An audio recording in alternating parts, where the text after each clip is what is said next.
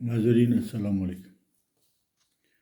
ہم آج اپنے پروگرام ایتھیکل ڈائلیماز پارٹ 2 کو دیکھیں گے۔ اخلاقی مخمصے یا اخلاقی تذبذب جسے اردو میں کہا جائے گا۔ اس میں آج ہم اسٹڈی کرتے ہیں ایک مشہور فرضی کیس کو جسے ٹرالی کار کیس کہا جاتا ہے۔ یہ 1967 میں ایک مورل ایتھیکل فلاسفر نے پیش کیا تھا۔ اس کے بعد یہ اکثر کوٹ ہوتا رہتا ہے۔ ٹرالی کار کیس یہ ہے کہ آپ امیجن کریں کہ مثلاً ہماری موٹر وے پہ ایک ٹرالی کار ہائی سپیڈ میں جا رہی ہے اور اس کی بریکس فیل ہو جاتی ہیں۔ ڈرائیور دیکھتا ہے کہ ٹرالی کار جس سمت میں جا رہی ہے وہاں 5 لوگ بے فکر بیٹھے ہیں اور وہ دوسری طرف دیکھ رہے ہیں، اور اگر ٹرالی کار اسی سمت میں جاتی رہے تو وہ 5 لوگ ہٹ ہوں گے اور ان کی ڈیتھ ہو سکتی ہے۔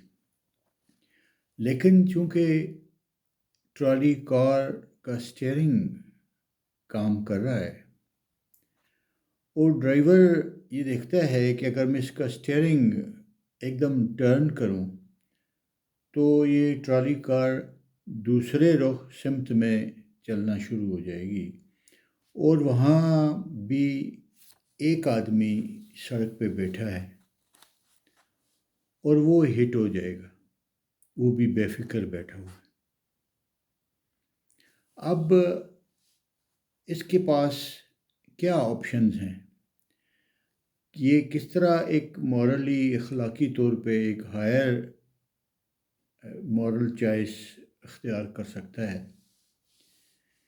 کیا یہ 5 لوگوں کو ہٹ ہونے دیں اور وہ زخمی ہو جائیں اور مر جائیں، یا یہ ان 5 کو بچانے کی خاطر ٹرالی کار کو دوسری سمت میں موڑ دے جہاں ایک آدمی کی ڈیتھ یقینی ہو جائے گی؟ کیا 5 آدمیوں کی جان بچانا ایک ہائر مورل آپشن ہے، ایک بلندتر اخلاقی چوائس ہے، اور کیا ان کی بجائے ایک آدمی کی جان لے لینا جس کا کوئی قصور نہیں ہے،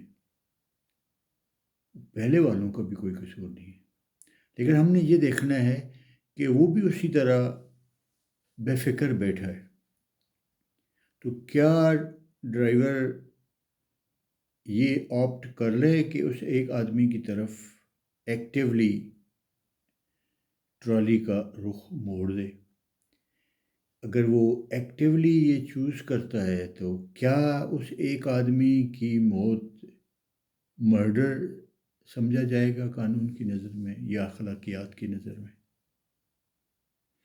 یا اس کو ہم تھوڑا بدل کے دیکھتے ہیں کہ اگر اس روڈ کے اوپر ایک پل ہے، ایک کراس دی روڈ، اور اس پہ 2 آدمی کھڑے ہیں، جس میں ایک آدمی بہت موٹا ہے اور دوسرا آدمی نارمل ہے۔ وہ نارمل آدمی دیکھتا ہے کہ اگر اس موٹے آدمی کو میں دھکا ماروں تو یہ روڈ پہ گرے گا اور ٹرالی کار اس کے ساتھ ٹکرا کر رک جائے گی، لیکن اس کی زندگی کو خطرہ پڑ جائے گا۔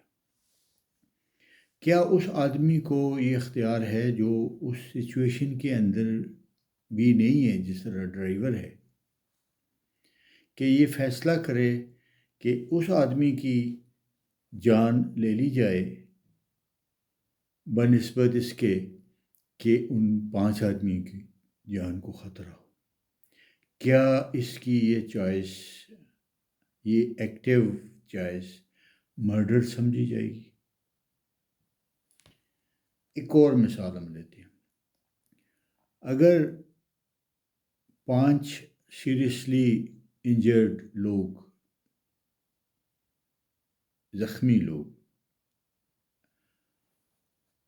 ایمرجنسی میں لائے جاتے ہیں اور ایک ہی ڈاکٹر ہے، ایک ہی سرجن ہے، جس نے اب فیصلہ کرنا ہے کہ ایک آدمی جو بہت زیادہ زخمی ہے، لیکن وہ سوچتا ہے کہ اس آدمی کو اگر میں سارا ٹائم دے دوں اس کی جان کو تو میں بچا لوں گا، لیکن دوسرے 4 آدمی اگنور ہو جائیں گے اور خون بہنے سے ان کی ڈیتھ ہو جائے گی. دونوں میں سے اس کے پاس ایک ہی چوائس ہے کہ یا اس زیادہ زخمی آدمی کو مرنے دے اور 4 کو بچا لے. کیا اس کا ایک کے مقابلے میں 4 آدمیوں کا بچانا اور یہ ایکٹیو چوائس لینا، کیا یہ اس ایک آدمی کا مرڈر نہیں سمجھا جائے گا؟ یا یہ اخلاقی طور پہ ایک بہتر آپشن سمجھی جائے گی کہ 4 آدمیوں کو بچا لیا گیا اور ایک آدمی کی قربانی دے دی گئی؟ اسی طرح یہ ہوتا ہے کہ اسپتالوں میں جس طرح ہم نے کرونا کے دوران دیکھا کہ لمیٹیڈ ریسورسز ہوتی ہیں اسپتالوں کی، مثلاً وینٹیلیٹرز یا آئی سی یو بیڈز. تو ڈاکٹرز کو یہ فیصلہ کرنا ہوتا ہے کہ کن پیشنٹس کو وینٹیلیٹرز ایلوکیٹ کیے جائیں، کن کو آئی سی یوز کی کیئر دی جائے اور کن کو لیو آؤٹ کیا جائے. تو یہ ایک مورل چوائس ڈاکٹرز اور نرسز کے سامنے بھی آتی ہے. تو وہ کس مورل گراؤنڈ پہ، کس اخلاقی بنیاد، اصول یا اقدار کی بنیاد پہ وہ ایک یا ایک سے زیادہ لوگوں کو مرنے دے تاکہ باقی لوگوں کو اور زیادہ لوگوں کو بچایا جا سکے. واٹ ٹو پرائیورٹائز، وہ ترجیح کس چیز کو دے. تو یہ ایک ایسا اخلاقی ڈائلیما ہے، ایک ایسا تذبذب ہے، ایک ایسا مخمصہ ہے اخلاقی، جس کے جوابات ہم نے عملی زندگیوں میں ڈھونڈنے ہوتے ہیں. جس طرح ڈاکٹرز کو یہ چوائسز، یہ ڈائلیماز درپیش ہوتے ہیں، اس طرح باقی عام زندگی میں بھی، باقی پروفیشنز میں بھی لوگوں کو یہ ڈائلیماز پیش ہوتے ہیں. پائلٹس کو ہوتے ہیں